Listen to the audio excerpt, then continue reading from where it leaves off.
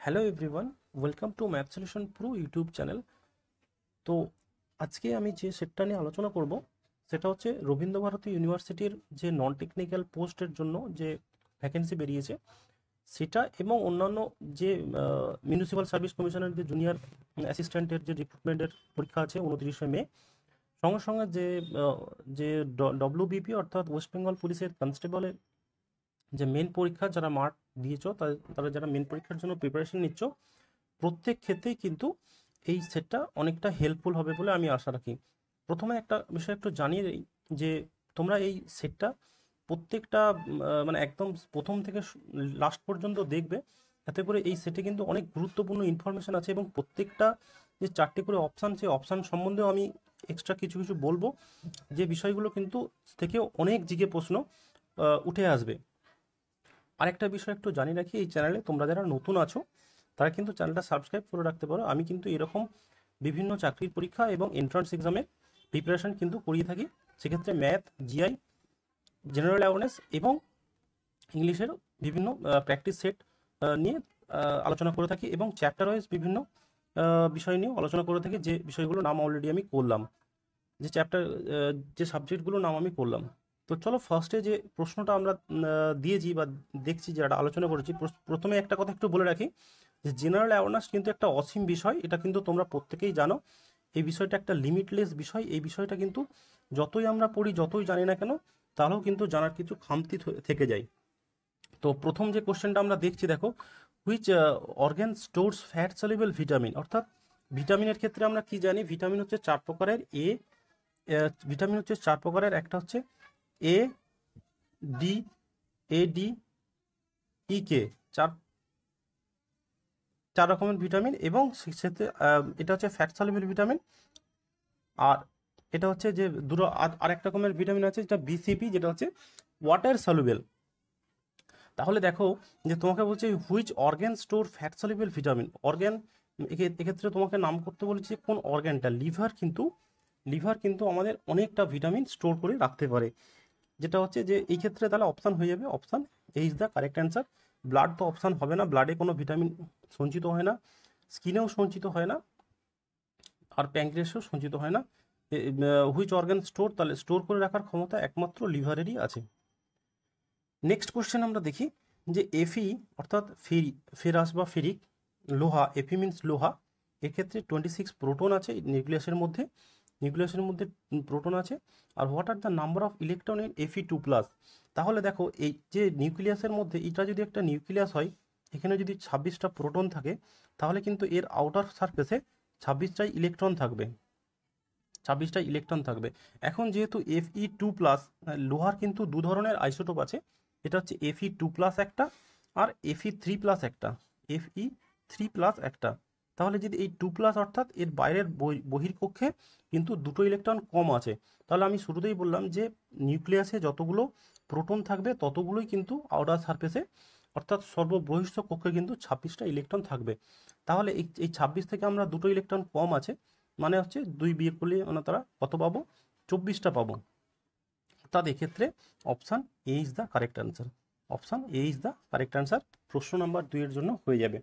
তাহলে next question আমরা দেখি, dash is the drug, that is doctor give to make them calm or help the sleep. এটা option হয়ে যাবে barbiturate জাতীয় ড্রাগ কিন্তু, যেটা তোমার এই ক্ষেত্রে যে মানে তাকে হচ্ছে শান্ত করার জন্য এবং ঘুমানোর জন্য একটা পেশেন্ট, যে সমস্ত পেশেন্টরা বিশেষ করে অনেকটা অ্যাংজাইটিতে ভোগে, সেই সমস্ত ক্ষেত্রে এই পেশেন্টদের ক্ষেত্রে বারবিচুরেট জাতীয় ড্রাগ দেওয়া হয়ে থাকে। আর অ্যান্টি হিস্টামিন এবং অ্যান্টি ডিপ্রেসেন্ট, এই ড্রাগগুলো সব প্রত্যেকটা আলাদা আলাদা ড্রাগ। এই ড্রাগগুলো অন্য পারপাসে ব্যবহার করা হয়ে থাকে। তো এখন দেখো, নেক্সট হচ্ছে পরের প্রশ্নটা বলেছে Artocarpus integra is the scientific name of. Artocarpus বিষয়টা এসেছে কিন্তু দেখো, আটস, ARTOS, আটস থেকে এসেছে। আটসের মানে অর্থাৎ ব্রেড, BREAD, ব্রেড। আর কার্পাস কথার অর্থ হচ্ছে কার্পাস কথার অর্থ হচ্ছে ফ্রুট। তাহলে এটা সেই জাতীয় গাছের নাম, যেটা হচ্ছে যে জ্যাক ফ্রুট। অপশান জ্যাক ফ্রুটের ক্ষেত্রে এই এই এই যে যে অটোকর্পাস ইন্ডিকা এটা শুধুমাত্র জ্যাকফ্রুট বা কাঁঠাল এই গাছের ক্ষেত্রে বিজ্ঞানসম্মত নাম, অর্থাৎ সায়েন্টিফিক নেম বা বিজ্ঞানসম্মত নাম, এটা জ্যাকফ্রুট বা কাঁঠাল গাছের বিজ্ঞানসম্মত নাম। গুয়াভাও হবে না, পাইনাপল হবে না, সিলভার ওক হবে না, এক্ষেত্রে জ্যাকফ্রুট অপশান এ 4 নম্বরের জন্য কিন্তু জ্যাকফ্রুট অ্যান্সার হয়ে যাবে। নেক্সট প্রশ্ন কি বলেছে দেখো, which of the element has lowest melting point. Lowest melting point এই টাইটানিয়ামের একদম হবে না, সালফারের হবে না, আর্গনের হবে, কারণ আর্গন একটা নোবেল গ্যাস, যে সমস্ত নোবেল গ্যাসগুলো আছে তাদের ক্ষেত্রে মেল্টিং পয়েন্ট কিন্তু অনেক লোয়েস্ট। তো সেই ক্ষেত্রে option C is the correct answer. Next question কি বলেছে দেখো, যে এএলইউ অর্থাৎ এএলইউ ফুল ফর্ম হচ্ছে arithmetic logical unit. Arithmetic logical unit সেটা কার পার্ট, এটা কিন্তু অর্থাৎ র্যামের পার্ট। র্যাম অর্থাৎ র্যান্ডম অ্যাক্সেস মেমোরি এর কিন্তু একটা পার্ট। এর মধ্যে কিন্তু bit to bit wise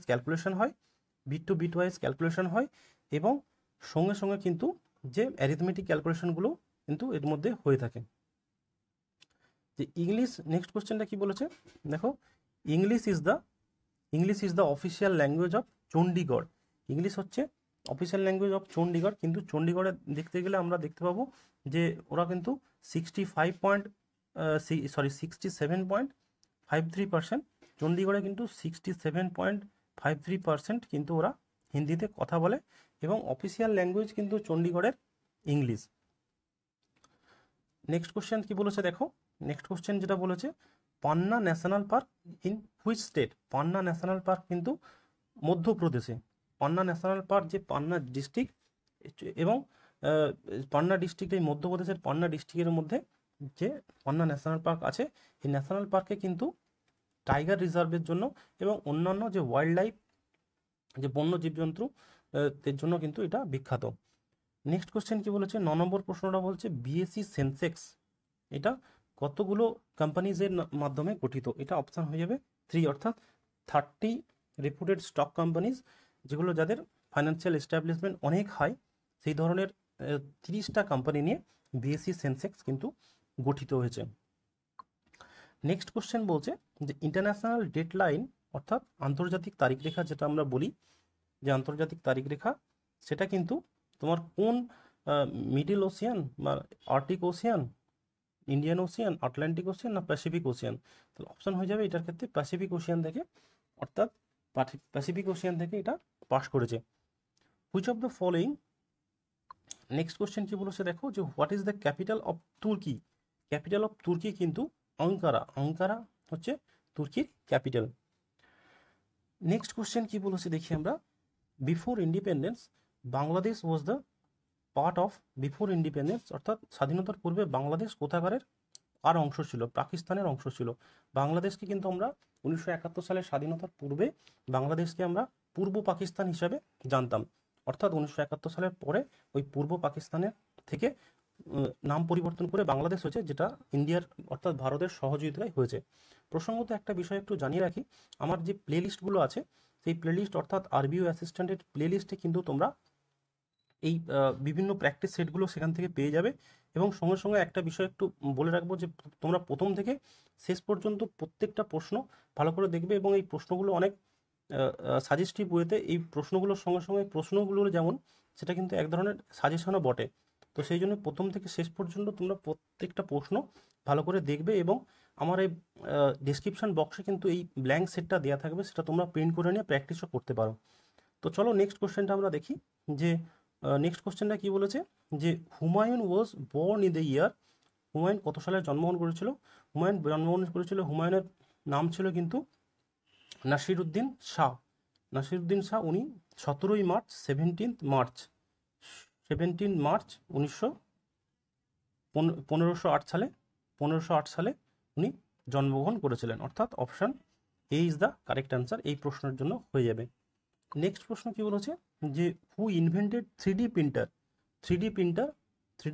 3D printer হচ্ছে এমন এক ধরনের প্রসেস যেটা 3D প্রিন্টিংটাকে বলেছে স্টিরিও লিথোগ্রাফি এর নাম। এইটাকে আবিষ্কার করেন চাক হাল বলে এক ধরনের বিজ্ঞানী, উনি যে অ্যাবসলিউট যে 3D প্রিন্টিং আবিষ্কার করেন। নেক্সট প্রশ্নে বলেছে যে আলফা পার্টিকেল কিন্তু just like helium nuclei. Alpha particle হচ্ছে হিলিয়াম কণা ছাড়া আর কিছুই নয়। ইউনিট অফ ইম্পিডেন্স হচ্ছে এটা ক্ষেত্রে অপশন হয়ে যাবে ওহম। ইউনিট অফ ইম্পিডেন্স হচ্ছে ওহম। নেক্সট প্রশ্ন হচ্ছে who has serve the maximum types of prime minister of India.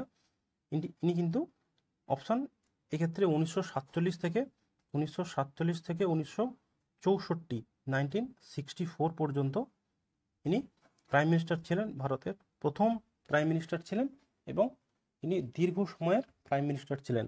এনার মেয়ে অর্থাৎ ইন্দিরা গান্ধীও কিন্তু ভারতের তৃতীয় প্রধানমন্ত্রী এবং সঙ্গে সঙ্গে ইনি প্রথম মহিলা প্রধানমন্ত্রী ছিলেন। তো তাহলে এক্ষেত্রে অপশান হয়ে যাবে যে প্রশ্নটা আমাদের দিয়েছে who has served the maximum times as prime minister of India was Jawaharlal Nehru. Next কোশ্চেনটা কি বলেছে দেখো, what is the maximum number of members in Lok Sabha. অর্থাৎ maximum number of members of Lok Sabha হচ্ছে 552 হচ্ছে 530 বিভিন্ন স্টেট থেকে আসছে, ডিফারেন্ট স্টেট থেকে। আর 530 হচ্ছে স্টেট থেকে, 20 হচ্ছে ইউনিয়ন